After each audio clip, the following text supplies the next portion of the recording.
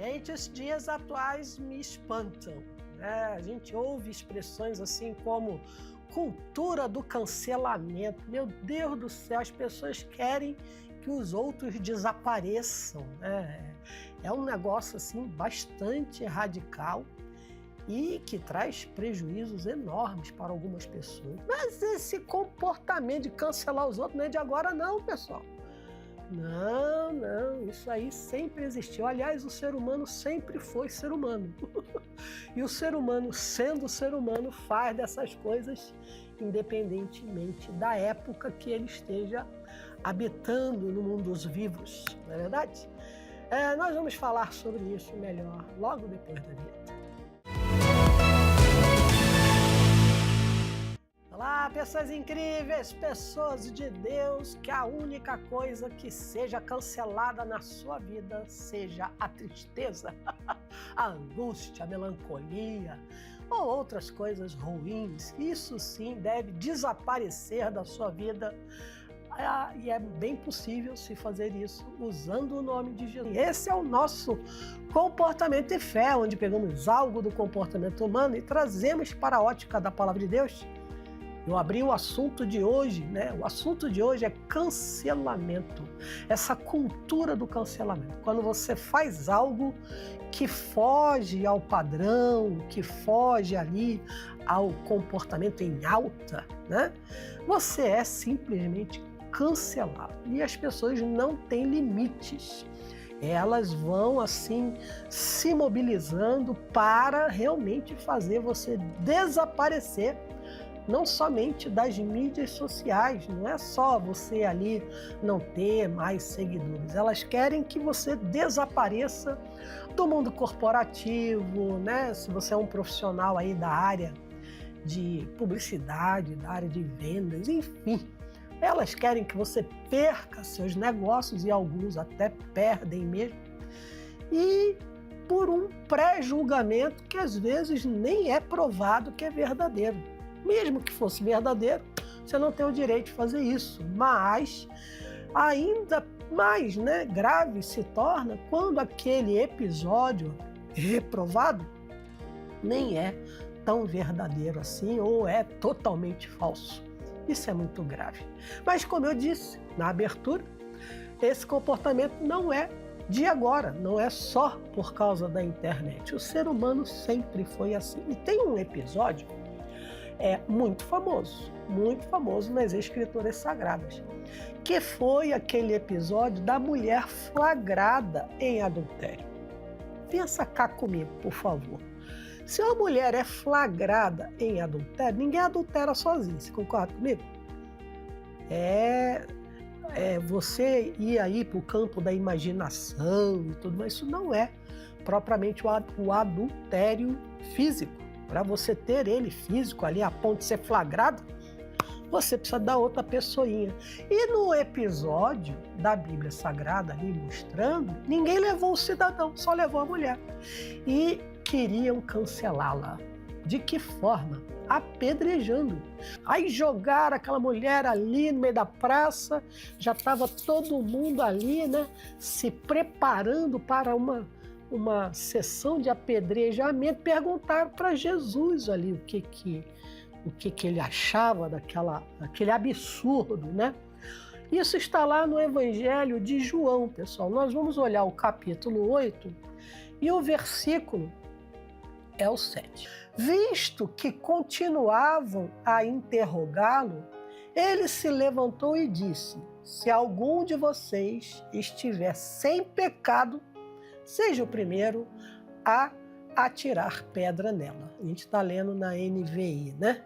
Se algum de vocês tem pecado, que atire a primeira pedra. Fala lá em outras traduções. Então, o que Jesus quis dizer? Que o adultério podia ser tolerado? Não, de jeito nenhum. É um pecado grave? Sim. Mas ela não era a única ali que estava errando, gente. E aí ele falou, você não tem pecado, você vai ser o primeiro aí a atirar a pedra. E o que aconteceu naquele episódio? Cada um foi largando a sua pedrinha, foi largando, e eu entendo o seguinte, a palavra de Deus, quando confronta a gente, ela nos constrange, sabe? Tem que ser muito cara de pau para estar diante do confronto da palavra de Deus e você se manter ali naquele cinismo. Não, eu não estou fazendo nada. Está. O Espírito Santo, ele nos convence, né? E a Bíblia, ela faz assim uma séria advertência para esse comportamento de juiz. Ninguém constituiu você de juiz, né? Parece que é um tribunal antigamente, lá na época da Idade Média, as coisas aconteciam em praça pública, né? Era terrível. Às vezes as plataformas, mídias sociais são essa praça pública, onde as pessoas ficam ali jogando a reputação dos outros. Vamos, olha, ao Evangelho de Mateus, o capítulo é 1 e o versículo, o capítulo é o 7 e o versículo é o 1 e o 2. Diz assim, não julguem e não serão julgados. Gente do céu, se todo mundo entendesse que cada medida que ela faz com o comportamento do outro, ela é medida também. Então, se você estabelece que algo é reprovável, é intolerável, enfim, a ponto de você querer cancelar uma pessoa, quando você precisar de misericórdia, quando você precisar de tolerância com você, quando você precisar de que alguém seja, né, mais amável contigo, o que vai acontecer? Você não vai encontrar. É a lei do retorno, né? Aquilo que o homem semear, isso também ceifará. Diz assim o versículo 2, olha, bem explicadinho, hein? Pois, da mesma forma que julgarem, vocês serão julgados. Existe um outro tribunal, um espiritual, sabe? E a medida que você usa com as pessoas será usada com você. Né?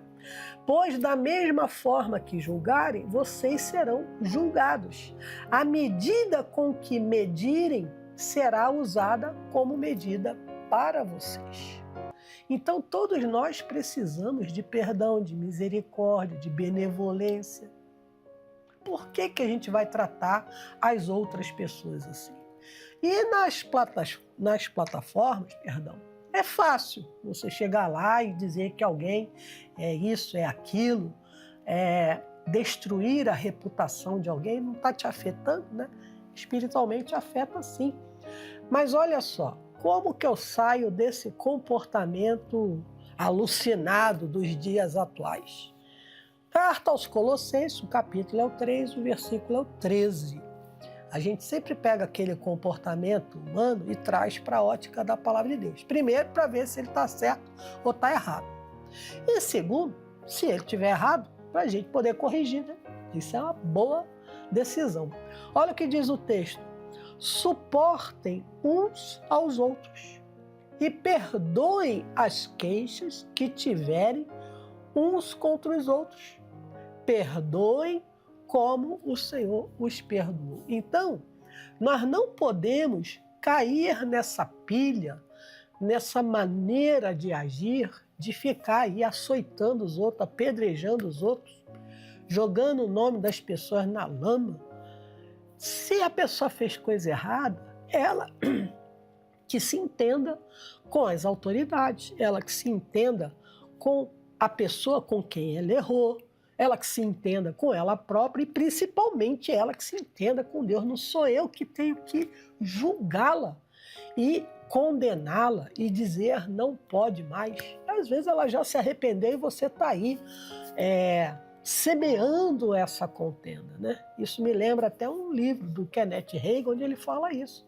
Ele viu uma pessoa entrando num lugar que não era para o crente ir, né? Esses lugares aí de entretenimento, se é que você me entende. Não era um lugar para um crente ir. E ele ficou indignado e falou com Deus, Deus, não é possível, como é que pode uma pessoa com essa palavra frequentar um lugar desse, lugar de pecado? E aí Deus responde no coração dele, realmente eu vi também a hora que ele entrou, mas eu vi algo que você não viu, a hora que ele se arrependeu e saiu. Às vezes você está apedrejando alguém que caso tenha realmente feito algo errado, ela já se arrependeu, já está até limpinha, lavada no sangue do Cordeiro, e você aí mergulhado nesse lamaçal de acusações e ira. Cada um deve cuidar e examinar-se a si mesmo e exercer o amor que Jesus ensinou na cruz, né? Jesus ensinou isso quando foi crucificado em nosso lugar. Vamos orar? Oh Deus, maravilhoso é o teu nome. E que lição Jesus nos dá quando ele, lá sendo crucificado, estava derramando o seu sangue por aqueles que o crucificaram, por aqueles que pregaram os cravos nas mãos, por aquele que o açoitou com aquelas tiras com pedaços de osso na ponta. Jesus estava derramando o seu sangue por aquele que colocou a coroa de espinho, arrancou suas barbas com a mão. Deus da glória! Que amor é esse que se entrega por pessoas como nós? Como diz a tua palavra, mortas em delitos e em pecados. Mas esse amor foi mais forte. Ele ressuscitou ao terceiro dia para que hoje eu estivesse aqui, essa pessoa que está me assistindo está lá do outro lado, seja no Brasil ou no mundo, e o amor então a alcançasse. O Senhor disse isso, que a sua oração não era só por aqueles daquela época, mas por todos que viessem a crer no seu nome. Então, Deus, ensina-nos a não cairmos nesse comportamento agressivo, acusador, dessa cultura de cancelamento, onde alguns acham que é normal, que tem que ser assim mesmo. Livra-nos disso, Deus. Nós queremos ter a cultura do perdão, do amor ao próximo, do oferecer a misericórdia, porque certamente precisaremos dela também e vamos ficar felizes por alcançarmos. Abençoe essa pessoa que está nos assistindo, seja ela a que cancela, como seja ela a que foi vítima. Que ambos possam ser tocados pela tua presença, em nome de Jesus. Amém e amém. Amém? Pense bem antes de você fazer um comentário desse na internet. E se for para você fazer um comentário, comente a palavra de Deus. Essa sim, transforma, liberta, restaura e salva. Ficamos por aqui e até o nosso próximo encontro.